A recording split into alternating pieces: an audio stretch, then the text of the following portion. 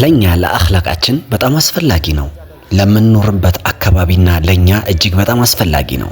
እኛ ሲረቱን ነቢ ሁላችንም ማወቅ መቻል አለብን።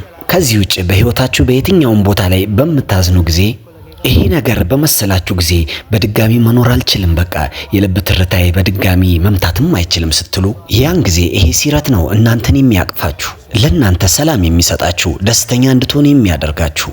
ይሄንን እንድታውቁም ያደርጋችኋል። በነቢያችን ሰለላሁ ዐለይሂ ወሰለም ህይወት እጅግ በጣም ሰምታችሁ ሊዘገነናችሁ የሚችል ሁሉ መከራ አሳልፈው ነበር። ቢሆንም ግን የኛ ነቢ ሰለላሁ ዐለይሂ ወሰለም ማንም ላይ ምንም አላሉም። በአላህ ላይ ተማመኑ፣ ሰብር አደረጉ። እናም ከሁሉም በላይ እጅግ በጣም አስፈላጊው ነገር ምንድነው?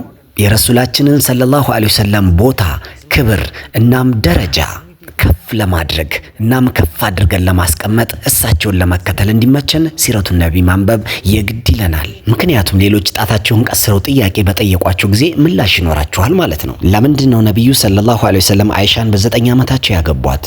እንደኔ ሐሳብ ከሆነ ይህን ሲረት ለምን ማንበብ እንዳለብን ግልጽ የሆነላችሁ መሰለኝ። ለምን ማንበብ አለብን ካልንም ሌላ ጥያቄ የሚነሳ ይሆናል። ሲረት ምንድነው? ሲራ ምንድነው? ከሁሉም አስቀድማችሁ ይህን ነው መረዳት ያለባችሁ። ሲራ ማለት እጅግ በጣም ግልጽ የሆነ ነገር ነው። ምንም አይነት ጭንቀት ውስጡ ላይ የሌለበት። የተፈጠሩትን ክስተቶች፣ አካባቢውን፣ ቀናቶችን ማስታወስ አስፈላጊ አይደለም። ምክንያቱም የሲረቱን ነቢይ ዓላማ ነገራቶችን ማስታወስ ሳይሆን እኛን ራሳችን ከውስጣችን እንዲቀይረን ነው መፈለግ ያለብን። ለረሱላችን ሰለላሁ ዐለይሂ ወሰለም ያለንን ፍቅር መጨመር ነው። የነቢያችን መልእክት ከመካ እኔ ከናንተ ጋር ሂጅራ ላደርግ ዝግጁ ነኝ። አሁን ወደ ቴክኒካል ነጥቡን እንምጣ እስቲ። ሲራ ምንድነው? ሲራ አረብኛ ቋንቋ ሲሆን ሳራ ከሚለው ግስ የተገኘ ሲሆን ምክንያቱም ጉዞ ማድረግ ማለት ነው። ስለዚህ ሲረቱን ነቢ ማለት የነቢያችን ሰለላሁ ዐለይሂ ወሰለም የህይወታቸው ጉዞ ማለት ነው። ምክንያቱም ይሄ ራሱ ጉዞ ነዋ። ጉዞ ላይ ደግሞ አንድ ጊዜ ትሄዳላችሁ፣ ትቀመጣላችሁ፣ ትቆማላችሁ፣ ትነሳላችሁ፣ ትሄዳላችሁ። ስለዚህ እዚህ ጉዟቸው ላይ ምን አይነት ነገር ነበረ? ከሁሉም በፊት ሸማይ ረሱላችን አኽላቃቸው እንዴት ነበር? እንዴት ነበር የሚራመዱት? እንዴት ነበር የሚታዩት? እንዴትስ ነበር የሚናገሩት? ሲናደዱስ ምን ይመስሉ ነበር? ፈገግታቸውስ እንዴት ነበር? እነዚህን ሁሉ ነገሮች ሲረቱን ነቢ ላይ እናገኛለን ማለት ነው። ሁለተኛው ደግሞ ምንድነው? መጋዚ ማለትም ጦርነቶች፣ ትግሎች። በረሱላችን ሰለላሁ ዐለይሂ ወሰለም ህይወት ላይ ብዙ ጦርነቶችና ትግሎች ተካሂደዋል። በተወሰኑ ጦርነቶች ላይ በግል እሳቸውም የተሳተፉበት አሉ። ስለነዚህ ጦርነቶችም እዚህ ሲራ ውስጥ እናገኛለን። እስልምናን ለማስፋፋት የሄዱበትንም ርቀት እዚሁ ሲራ ውስጥ እናነባለን። እስልምናን ለማስፋፋት የተደረጉ ጦርነቶችና አሸናፊነታቸውንም እናያለን።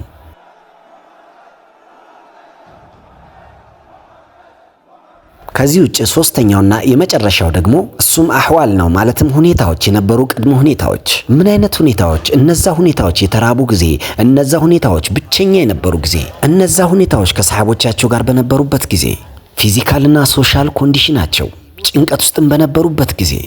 በጣም ከመራቤ የተነሳ ወደ ላይ እኮ ድንጋይ አስሬ ነው የዋልኩት። የአላህ ነቢ እኮ 2 ድንጋይ ነበር ያሰሩት። አሁን እንግዲህ ሁለቱ ነገሮች ግልጽ ሆነውላችኋል። ሲራ ምን እንደሆነና ሲራ ለምን ማንበብ እንዳለብን። ይህንንም ደግሞ ማወቅ አስፈላጊ ነው። ሲራ የምናነብበት አደብስ ምንድነው? አደባችን መሆን ያለብን ይህን ከውስጣችን ነው መስማት ያለብን። ይሄ 15 እና 20 ደቂቃ የሚሰጠው የነቢይን ታሪክ ለማወቅ ነው በማለት ሌላ ጭንቀቶቻችሁን ማራገፍ አለባችሁ። ከ7 ሰማይ በላይ ያለው ገይብ እርዳታ ለረሱላችን ሰለላሁ ዐለይሂ ወሰለም ደረሳቸውና ነቢያችንም ያን ጊዜ ተረጋጉ። ከዚህ ውጭ የኢማም ማሊክ ረዲየላሁ ተዓላ አንሁ መንገድ ደግሞ ይሄ ነበር። ውዶ በማድረግ ሽቶ ተቀብተው ያሉበትን አካባቢ ሰላም እንዲሰፍን ካደረጉ በኋላ ነበር የረሱላችንን ሰለላሁ ዐለይሂ ወሰለም ሲራ የሚያነቡት የሚናገሩት። ምክንያቱም ነቢያችን ሰለላሁ ዐለይሂ ወሰለም ሽቶ በጣም ይወዱ ነበር። ሽቶ ደግሞ ሰደቀቱል ጃሪያ ነው። የምትቀቡት እናንተ ብትሆኑም ጥቅሙን ግን ሌሎቹ እንደገና ሽታው ይደርሳቸዋል፣ ለእናንተ ባይሸታችሁም ማለት ነው።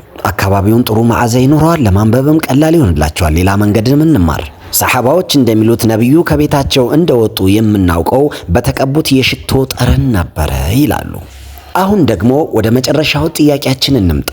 ጥሩሽ ሲራ ምን እንደሆነ አውቀናል። እኛ ሲራ ለምን ማንበብ እንዳለብንም ይህንንም አውቀናል። ሲራ የምናነብበት መንገድ አደብ፣ እሱንም አውቀናል። ሲራውን ከየት ነው የምንጀምረው? ይህንን እንኳን ንገሩን ለምትሉት ረሱላችን ሰለላሁ ዐለይሂ ወሰለም ከሞቱ ከ130 እና ከ140 ዓመት በኋላ ኢብኑ ኢስሐቅ የሚባሉ ሊቅ ነበሩ። እሳቸው እንዳሰቡት ከሆነ ዲን በግብጽ፣ በፐርሺያ፣ በአፍሪካ በመላው ዓለም እየተስፋፋ ስለሆነ ለምን እኔ ነቢያችን ሰለላሁ ዐለይሂ ወሰለም ሕይወት አንድ ቦታ አልሰበስበውም? ሰዎች ስለሳቸው ጉዳይ በተሻለ መልኩ እንዲረዱና እንዲያውቁ፣ ሁሉም ሰው በተባለ መልኩ አንድ ቦታ ላይ እንዲደርስ። ኢብኑ ኢስሐቅ የነቢይን ሲረት መጽሐፍ እጅግ በጣም ቀላል አይደለም። ይሄ የወሰድከው ኃላፊነት እጅግ በጣም ከባድ ቢሆንም ግን አስቸጋሪ ነው። አስቸጋሪማ ነው። ነገር ግን የነቢያችን ሰለላሁ ዐለይሂ ወሰለም ትክክለኛ ሲረት ሰዎች ድረስ ማድረስ አለብኝ። ያለ ጥርጥር አላህ ስራዎችህን ቀላል ያድርግልህ። የእሳቸው ሁለት ትውልድ ዘር ከረሱላችን ሰለላሁ ዐለይሂ ወሰለም ጋር ነበሩ። ሰሐባም ነበሩ፣ አያትየው፣ ቅድመ አያትየው። ከዛም እሳቸው የተለያዩ የሰሐባዎችን የልጅ ልጆችን እየተገናኙ የረሱላችንን ሰለላሁ ዐለይሂ ወሰለም ሕይወት እየጠየቁ በተደጋጋሚ አሉ የተባሉትን የሰሐባዎችን የልጅ ልጆች ታሪካቸውን እየጠየቁ እያስጠያየቁ ሙሉ የሕይወታቸውን ታሪክ ጽፈው አዘጋጁ። ከዛም ቅድመ ተከተሉን ሁሉ ማስተካከል ጀመሩ። ማለትም መጀመሪያ ይሄ ሆነ፣ ከዛ ያ ሆነ፣ ከዛ ይሄ ሆነ። ረሱላችን ሰለላሁ ዐለይሂ ወሰለም እኔ ቤት ውስጥ እኔ ያለውበት ከእኔ ቅፍ ውስጥ ነው ሕይወታቸው ያለፈው። ነገር ግን ቀደም ብዬ እንደነገርኳችሁ ሊቅ ናቸው እንጂ ሐዲስ ስፔሻሊስት አልነበሩም። ስለዚህ እኛ ሲረቱን ነቢ በምናነብ ጊዜ ለውጥ ማምጣት የለብንም። ነቢዩ እኮ እንደዚህ አይነት ስራ ሰርተው ነበር፣ ስለዚህ እኔ እንደዚህ አይነት ስራ ሰራለሁ። አይሆንም፣ እንደዛ መሆን የለበትም። ለሱ ፊቅህ ሌላ ካታጎሪ ነው። እሱም በተለየ መልኩ ነው ማንበብ ያለብን። ይህንን ደግሞ አኽላቃችን ለማስተካከልና ልባችንን ለማረጋጋት ነው ማንበብ ያለብን። ጀባል እስቲ ይህን ተመልከት፣ ይህኛውን ሐዲስ። እዚህኛው ላይም ደካማ ሪዋያ ነው ያለው። የኢብኑ ኢስሐቅ ምርመራ ላይ የሆነ ጉድለት ሳይኖረው አይቀርም። እውነት ብለሃል። እስቲ ሙፍቲ ሳህብን ሂደን እንጠይቃቸው። ጊዜዎች ካለፉ በኋላ የእሳቸው አንድ ተማሪ ኢብኑ ሂሻም ነበሩ። ኢብኑ ሂሻምን ምርመራ አደረጉና እጅግ በጣም የኔ ኡስታዝ ትልልቅ ትእዛዞችን ያወጡት አሉ። እሳቸው ደግሞ ደካማ ሐዲሶችንና ደካማ ሪዋያዎችን ለብቻ እንዲወጡ እንዲነጠሉ አደረጉ። ከዛም 3 ኪታቦችን አዘጋጁ፣ እኛ ሲሬ ኢብኑ ሂሻም ብለን የምንጠራው። ይሄ ኪታብ ሙሉ በሙሉ ልክ በመሆኑ የተነሳ በመላው ዓለም ያሉ ሙስሊሞች ባንድ የተቀበሉት። ኢብኑ ከሲር፣ የኢማም አልሱዩቲ፣ ኢማሙል በሐቂ የነዚህን ሁሉ የዑለማዎች ኪታብ በኢብኑ ሂሻም ሲረቱን ነቢ ላይ ተካተዋል። ከዚህ ውጭ ዓለማችን ላይ ያሉ ሁሉም ኪታቦች መሰረታቸው እነዚህ 3 ኪታቦች ናቸው። ጊዜውም ተቀየረ፣ ሰዎችም ጊዜ አጡ፣ ወይም መረዳት የሚችሉ ሰዎችም ማነስ ጀመሩ። ከዛም ሲረቱን ነቢ ማሳጠር ተጀመረ ማለት ነው። በትንንሽ ኪታቦች ሁሉ ማሳጠር ተጀመረ። መክቱብ ሲረቱን እስካሁን አልጨረስክም እንዴ? ለመጨረስ እየሞከርኩ ነው፣ ግን ጊዜ አጣው።